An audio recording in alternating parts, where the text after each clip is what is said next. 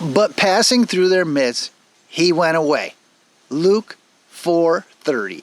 A very concise verse that I'll admit I always looked at from the, call it, magical, supernatural sense of, man, isn't that awesome how that these people were coming to kill Jesus and push him off a cliff, but he was able to just evade them and disappear into the night, go on to the next stop, if you will. But man, this time through that verse, it really hit me from the spiritual sense. What is this verse saying to my heart?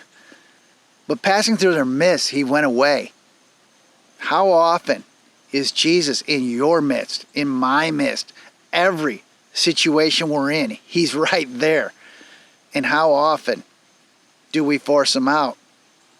How often do we send him away? Our interactions with Jesus, just like this crowd, are meant to affect our hearts, affect our spirits, and just turn us into Christ followers.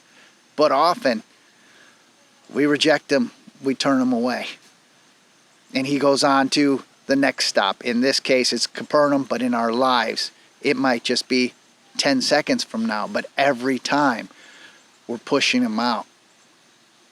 And that's what I want to encourage us with this week, is just to spend that time slowing down and inviting Jesus into our situations instead of hastily going past and not even taking the time and essentially pushing them out.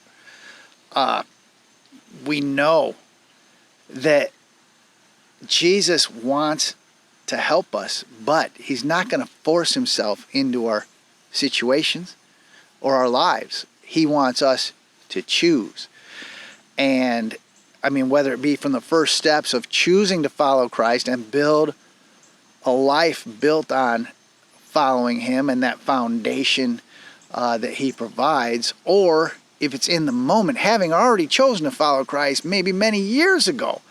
How many times a day is he in our midst and we drive him out? We just don't take the time to invite him in, act wisely, you might say, and let him affect and change our hearts. That's pretty much the message today. I could talk longer, but I don't think there's no need to. Just let's take that time when Jesus is in our midst and connect with him and allow him to do what only Jesus can do. We'll catch you next week on Wednesday Wisdom.